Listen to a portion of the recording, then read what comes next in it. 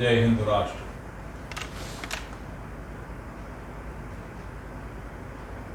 आज सुबह से सारे टीवी चैनल्स पे चिल्लपो मची हुई है, बल्कि चिल्लपो is not a right word, किकियाना।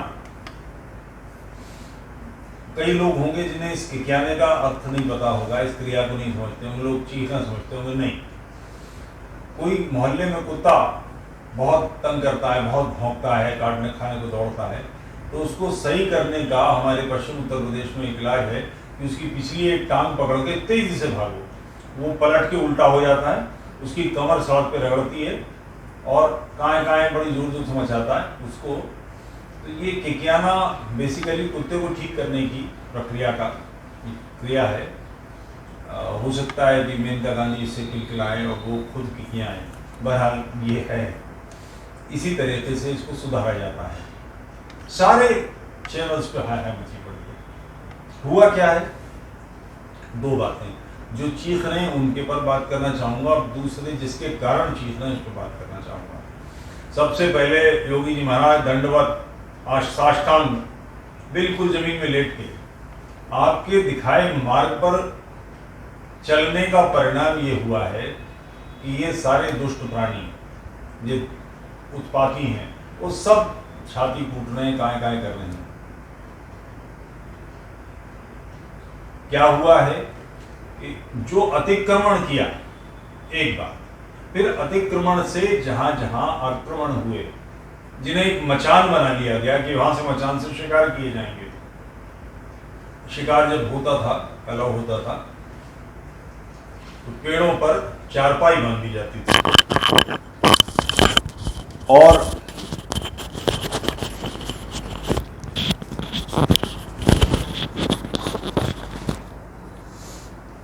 और उसके ऊपर बैठकर वहां से शिकार खेला जाता था। जानवर नीचे रहता था, शिकारी सुरक्षित दूरी से बाण से, गोली से, जिससे भी प्रहार करना हो उससे प्रहार करते थे। ये पशुओं के साथ हम करते थे। यहां मचान पर बैठे हुए लोग हमारा आखेट करने पर लगे हैं। ये भूमि उनकी चारागाह है, अतिक्रमण कहीं भी करें और उसके बाद वो हम पर प्रहार करें। तो इस प्रहार करने का कोई इलाज नहीं समझ में आ रहा था, करें क्या। अतिक्रमण के सिलसिले में कल मेरे एक मित्र ने मुझे एक घटना बताई कि उन्होंने यहाँ दिल्ली में कहीं कोई ज़मीन परचेज की। उसकी आधी ज़मीन डीसीएम के आसपास, जो फैक्ट्री है वो दिल्ली में, उसके आसपास की कोई ज़मीन थी, उन्होंने किसी को किराए पे दे दी। उसने पूरी ज़मीन पर कब्जा कर लिया। 35 वर्ष इस माननीय कोर्ट की छत्र छाया में निकल गए और कुछ नहीं हो पाया। कोर्ट क्या करती है, वकील साहब नहीं आए, जूनियर वकील आया, सर 1 महीने बाद की डेट दे दीजिए। भाई साहब क्यों? बोले वो किसी और कोर्ट में व्यस्त हैं। अगली कोर्ट पे फिर कोई बहाना, तीसरी पर फिर कोई बहाना, महीनों सालों गुजरते चले जाएंगे। हर बात से तटस्थ निष्प्रभ बैठे हुए हैं। मगर इस काम में जो योगी जी ने एक रास्ता दिखाया, भाई तुरंत दान महाकल्याण, जहां से पत्थरबाजी हुई है उनको तोड़ दिया जाए। उनको करने वालों को आइंदा ध्यान तो रहे, उनके घर वाले ही हाथ पकड़ दें पत्थर फेंकने से पहले, क्या भाई सब तोड़ दिया जाएगा, सड़क पे बैठे रहोगे, इस गर्मी में छाया नहीं होगी। जहां से ये सारे अलल्ले तलल्ले हैं, जहां से सारी बदमाशी हो रही है, उस सब का बाजा बज जाएगा। तो ये मानसिकता, ये तेजस्विता जिस व्यक्ति ने दी, योगी जी महाराज आपको प्रणाम। यहां पर भारतीय जनता पार्टी की प्रदेश में सरकार आपकी है, किंतु यहाँ जो महानगर निगम है उसमें भाजपा वाले हैं, उन्होंने कार्रवाई की। तुरंत दलाल, उनके जो एजेंट हैं, कपिल सिब्बल जैसे लोग, वो सुप्रीम कोर्ट पहुंच गए। सुप्रीम कोर्ट का आदेश आ गया तुरंत कि कार्रवाई रोकी जाती है। तोड़ा फाड़ी हुई, जैसे भी जिस तरह से भी होगा। मगर जो एक मैसेज देना था कि जहांगीरपुरी में आप किला बना के दूसरों पर हमले नहीं कर सकते, आपको इसका अधिकार नहीं दिया जा सकता, और ये भी हाल शुरू हुआ है, उसके बीच में हस्तक्षेप। खैर,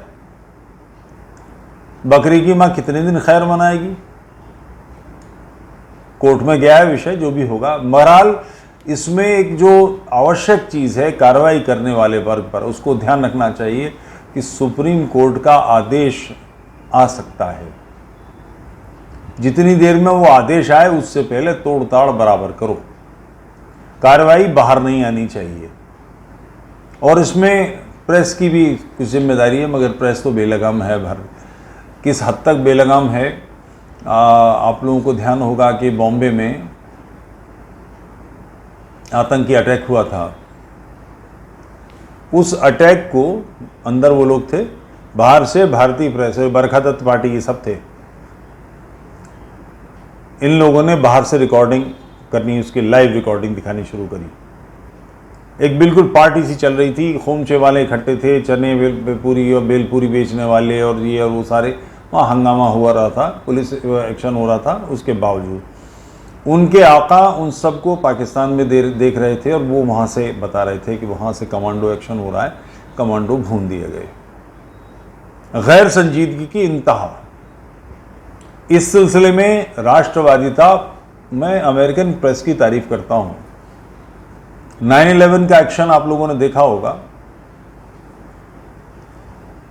जिस समय ट्विन टावर गिरे, हुआ ये था कि उन्होंने प्लेन टकरा दिए, प्लेन के विंग्स में पेट्रोल होता है बड़ा हाई, बहुत जल्दी जलने वाला, बड़ा तीखा, एकदम से टेम्परेचर, बहुत हाई टेम्परेचर क्रिएट हुआ। तो वो जो बिल्डिंग जिस कंक्रीट पे खड़ी थी वो कंक्रीट एकदम से पिघल गई, बिल्डिंग अपने ही बोझ से ढहती चली गई। जब बिल्डिंग गिरी होगी तो उसके अंदर लोग दबे होंगे, आसपास वाले लोगों पर पत्थर गिरे होंगे, घबराए होंगे, भागे होंगे, तड़पे होंगे, सब स्वाभाविक मानविक प्रक्रिया है। किसी को एक भी फोटो याद है चीखते पुकारते चिल्लाते बिलखते डरे हुए भागते हुए अमेरिकन की? उस दिन सिर्फ एक फोटो आई थी, केवल एक फोटो, क्षण भर के लिए। उसके बाद वो फोटो मैंने कभी नहीं देखी। अमेरिका की प्रेस पर कोई लगाम नहीं लगा सकता, हजारों चैनल हैं, कोई कुछ नहीं कर सकता। मगर ये स्वयं अमेरिकन ने तय किया कि हम घबरा गए हैं, हम डर गए हैं, हम आतंकित हैं। यहां की तो प्रेस का पहला पैनिक फैल गया, इसी से शुरुआत होती है। ऐसी एक भी घटना, इस बात पर बहस कराई जा रही है, मुल्ला पार्टी पकड़ के लाई जा रही है। वो कह रहे हैं कि हिंदुस्तान में असलम और अनवर के साथ ये होगा और आकाश और अर्जुन के साथ नहीं होगा, उसका एनक्रोचमेंट हटाया जाएगा, इसका एनक्रोचमेंट। यानी एनक्रोचमेंट हटाना मुद्दा है क्या? इस जगह से एनक्रोचमेंट की समस्या है, ट्रैफिक जाम होता था जिसको तोड़ा जा रहा है, या यहां से पत्थर फेंके गए हैं। दूसरे संप्रदाय के, दूसरे धर्म के शोभा यात्रा को कुचलने की कोशिश हुई है। ध्यान रहे, स्वतंत्र भारत है। आज ये हाल है तो इस्लामी काल में जिस समय इस समाज के हाथ में नेज़े थे, तलवारें थी, तब क्या हुआ होगा? आज इनके पास हथियार उतने नहीं हैं, तो उसके लिए उन्होंने हथियार क्रिएट किए, पेट्रोल बम बनाए, पत्थरों को गुलेलें बनाई।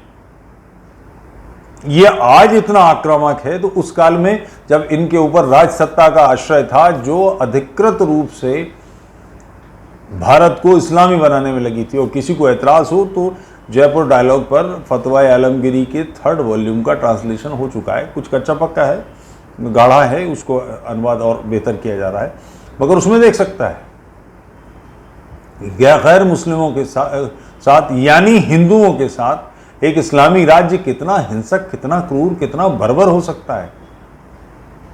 इस धरती पर नरमेद होते रहे हैं। इसकी समस्या के समाधान के लिए भारत ने विभाजन सहा। समस्या का समाधान कांग्रेस के गांधी नेहरू ने नहीं करने दिया।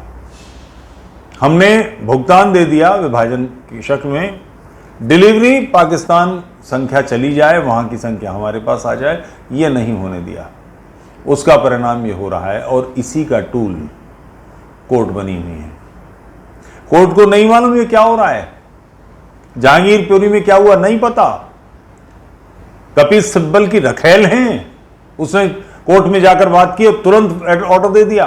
वृंदा कराज जैसी चांडाल राक्षसी, उसको नहीं पता कि ये, मैं 2 कम्युनिस्टों के नाम लेता हूं, सच्चर जिसने कमेटी बनाई, कुलदीप नैयर, जूते खा के भारत पाकिस्तान से निकलना पड़ा। सच्चर का तो घर दहला दिया गया था। ये जैसी हरकतें यहां कर रहा है, ऐसी हरकतें वहां करता था।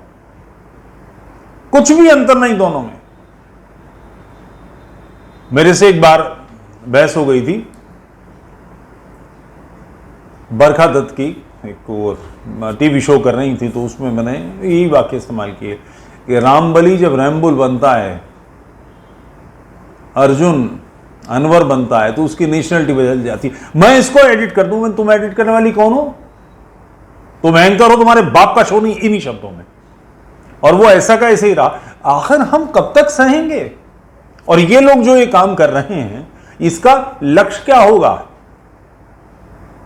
लाहौर, जो बंबई की फिल्म लाइन है, ये बेसिकली लाहौर की फिल्म लाइन है। विभाजन के बाद बंबई शिफ्ट हुई थी। लाहौर का सारा प्रमुख व्यापार, सारा धन संपदा हिंदुओं के हाथ में थी। आज भी मैं पुराने वीडियो सुनता हूं इसरार अहमद के, तो उसमें वो कहता है कि अनारकली बाजार में, पूरे बाजार में सिर्फ एक मुसलमान की दुकान थी। इस बात का शिकवा है उसे। कहां गए वो अनारकली बाजार के हिंदू? लाहौर की धन संपदा कहां गई? अभी नाम बताएंगे जरा इसका, जो आपका प्रवक्ता है और उसका दामाद, राघव चड्ढा। मैं नाम, मेरे मित्र ने जो रिकॉर्ड कर रहे हैं उन्होंने मुझे बताया कि उसने स्टेटमेंट दिया है कि भाजपा के कार्यालय पर बुलडोजर चलना चाहिए। राघव चड्ढा का बड़ा भाई मेरा व्यक्तिगत मित्र है बचपन का, मैं उसे अच्छी तरह जानता हूँ। इसके दादा पाकिस्तान से पीड़ित होकर आए थे, लुटे पिटे। भूल गया तू? आपकी विधायकी इतनी प्रिय है, ऐसी सारी सत्ताएं, ऐसी सारी वर्चस्वी स्थिति हमारी लाहौर में थी, उसका परिणाम क्या हुआ? तो ये क्या लगता है कि ये चंडीगढ़ में नहीं होगा, ये दिल्ली में नहीं होगा? ये हर जगह फैल रहा है। इसके विरोध में सबको आना चाहिए। उसकी जगह अपने निहित स्वार्थों के लिए हमने इसकी पूरे सिस्टम की को झोंक दिया है, राष्ट्र की मूल धारा को बाधित करने में। मूल धारा बाधित करने का मतलब समझते हैं? ये दलदली सड़न वाला तालाब बन जाएगा, जैसा सड़न वाला तालाब पाकिस्तान बन गया। जिस समय विभाजन हुआ था, पाकिस्तान के पास अधिकतम उर्वरा भूमि गई थी, धन संपदा गई थी। जितनी जनसंख्या थी उससे कहीं ज़्यादा, तुलनात्मक रूप से कहीं अधिक हिस्सा पाकिस्तान को मिला था। क्यों दुर्गत हो गई? विकास करने के लिए आपको सपने देखने होते हैं, मगर वहां की आंखें क्या सपना देख रही हैं? वही आंखें जहांगीरपुरी में भी सपना देख रही हैं कि ये काफिरिस्तान है, काफिरों को ख़त्म करना है, अल्लाह की मुमकिनत बनानी है, मोहम्मद की सुन्नत लानी है। मोहम्मद की सुन्नत यानी 6 साल की बच्ची से 51 बरस की उम्र में शादी, पुत्र वधू को घर में डाल लेना, पुत्र वधू से विवाह कर लेना।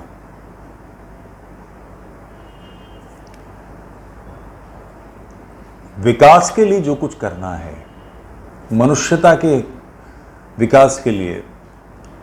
मैं अभी परसों इसका जिक्र कर रहा था, एक कोई पेट्रोल पंप पे कोई मुल्ला दाढ़ी वाला पेट्रोल भरवाने गया, तो जो पेट्रोल पंप अटेंडेंट था उसने कहा कि मौलाना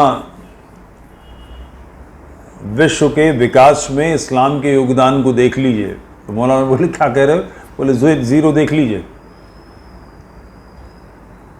ये स्थिति संसार के विकास में कहीं कोई बात ही नहीं है। क्योंकि आंखें सपना देखेंगी, दिमाग में कुछ आएगा तब तो कुछ होगा। जितने भी आविष्कार हैं, चाहे वो ऑलपेन हो, चाहे वो स्टेपलर हो, किसी भी प्रकार का आविष्कार देखेंगे, वो बेसिकली मनुष्य के हित में, मानवता के हित में, मनुष्य के जीवन को आसान करने के लिए किए गए हैं। इस्लाम का आर्थिक आविष्कार, आखिरी आविष्कार क्या है? बकौल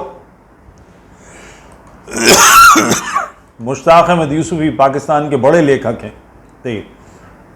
उनके हिसाब से, उनके अनुसार इस्लाम का आखिरी आविष्कार चारपाई है, चूँकि उसी का इस्तेमाल करना और कोई काम ही नहीं करना, तादाद बढ़ानी है और तादाद बढ़ाकर दूसरों को कुचलना है, सारी दुनिया को अल्लाह की मुमलिकत बनाना है। जहाँ जहाँ गैर मुस्लिम है उनके साथ संघर्ष करना है, जिहाद करना है, उनको काटना है, मारना है। ये जो पकड़ा गया मुख्य अंसार नाम का लड़का, उसकी माँ धोती पहने हुए है, हाय हाय कर रही है, उसको देख के समझ में आएगा बांग्लादेशी है। सारे भारत का इस्लामी नेतृत्व प्रत्येक आक्रमणकारी को, घुसपैठिए को, रोहिंग्या बांग्लादेशी नहीं कह रहा, सब हिंदुस्तानी हैं। उनके साथ में अन्याय हो रहा है और ये कोई नई चीज़ नहीं है। मैं अपने कॉलेज डेज की बात बताता हूँ। मैं उर्दू का शायर हूँ और लोग मुझे, मेरी ज़बान इतनी शाइस्ता, इतनी नफीस साफ़ है कि कोई भी ये नहीं कह सकता कि मैं मुसलमान नहीं हूँ। बल्कि इस पर एक लतीफ़ा भी सुनाता हूँ आपको बहराइच का। पहले एक बड़ा मामूली सा अखबार, वो शायद काशीपुर में, जहाँ का मैं हूँ, 50 कॉपी आती थी या 40 कॉपी आती थी। रामपुर से छपता था उर्दू का अखबार। एक बुढ़ा था, वो अखबार बांटता फिरता था। तो एक दिन वो मिल गया मुझे सस्ते में, साइकिल लिए हुए खड़खड़। एक मुझे देख के शौक उतरा और सलाम वलाम किया उसने। फिर बोला, तुफैल भाई बहुत जुल्म हो रहा है। मैंने, क्या हुआ? बोले, असम से मुसलमानों को निकालने के लिए, बांग्लादेशियों को निकालने के लिए एक तहरीक चलाई जा रही है। तो मैंने उससे पूछा, असम के बांग्लादेशी मुसलमानों के बाप की जगह है? उसको ये एक्सपेक्टेशन ही नहीं थी, वो मुझे मुसलमान समझता था। वो बुढ़ा मेरे ख्याल से 70-72 साल का होगा।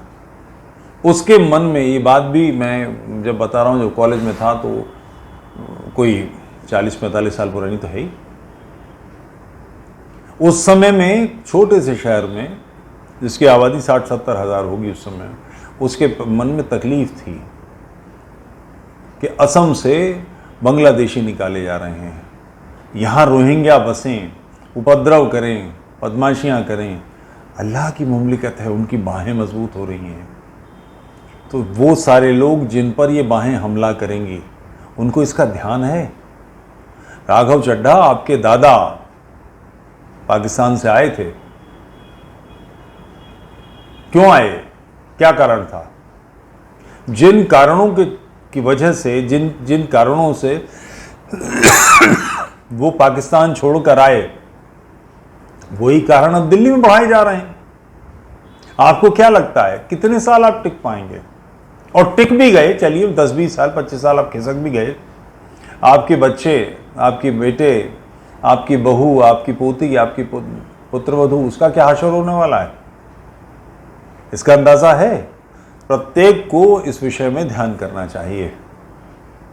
ऐसा कुछ भी जो राष्ट्र के विपरीत जाने वाला है, राजनीतिक हित अहित से ऊपर उठकर, उसके विरोध में जाइए, उसका विरोध कीजिए, क्योंकि ये सवाल हमारे आने वाली पीढ़ियों का है। सुप्रीम कोर्ट ने हस्तक्षेप तो कर दिया।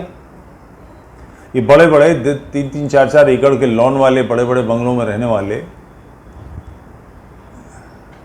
जस्टिस, जिन्होंने ये फैसले दिए हैं, वृंदा कराज जो दौड़ के गई है, ये इन सब लोगों जैसे बड़े बड़े बंगले लाहौर में भी थे, कराची में भी थे, सियालकोट में भी थे, सरगोधा में भी थे। क्या हुआ हशर उन सब का? इतिहास के साथ खिलवाड़ मत कीजिए। ये दुधारी तलवार है। आप जिसका छत्र बने हुए हैं इसके लिए कि आपको अगले चुनाव में वोट मिल जाएं। कांग्रेस के लोगों ने बहुत प्रयास किया था, नतीजा उसका क्या हुआ? ये सारा भारत में अखंड एक छत्र राज्य था कांग्रेस का। दुर्गत कहाँ से शुरू हुई? शाहबानो के केस में शायद 87 रुपये, जहाँ तक मुझे सही याद है, उसको कोर्ट से गुजारा भत्ता उसके पति से दिलवाया गया था। बुढ़ापे में उस महिला को अनाथ कर दिया गया। उसके पति ने तलाक करके उसे घर से बाहर निकाल दिया। उसको देख रेख करने वाला कोई नहीं था। किसी तरह से उसने मुकदमा लड़ा। सारे भारत में इस्लामियों ने आंदोलन खड़ा कर दिया कि हमसे ये नहीं हो सकता। उस बूढ़ी औरत की हाय लगी है कांग्रेस को। इतनी जो दुर्गत हुई है इस कारण हुई है। आज फिर अन्याय के आप पक्ष में खड़े हैं, इससे बाहर आइए और सत्य का पक्ष पकड़िए। जहांगीरपुरी में जो हुआ वो अनिवार्य है। उत्तर प्रदेश में दंगा नहीं हो रहा। 800 से ज़्यादा स्थानों पर रामनवमी की यात्रा निकली, एक जगह किसी ने कंकरी नहीं फेंकी। इवन वो जो पुराना वाला गाना ना, कंकरियां मार के जगाया, उतनी भी हिम्मत नहीं रही। पत्थर फेंकना तो बहुत दूर की बात है। क्यों? वो कंकरी के जवाब में जो लोहे का दाएं से आके लगेगा ना, कंकरी वाली सारी जगह बैठा दी जाएगी। 2-3-4 उदाहरणों से ही समझ में आ गया। राज्य इकबाल से चलता है, उसके इकबाल को नष्ट करने का कारण कोर्ट बन गई है। बहुत अनुचित बात है। कल परसों में 2-4-5 दिन में खुल जाएगा, मगर जहांगीरपुरी का जो मैसेज जाना था बढ़िया ढंग से, वो मैसेज जाने से रोक लिया गया है। ये लड़ाई हमारे सत्व की है। कम से कम इतना करें कि इस वीडियो को अधिकतम प्रसारित करें। दूर तक जाना चाहिए, लोगों को पता लगना चाहिए कि आवाज़ ये भी उठ रही है। जय हिंदू राष्ट्र।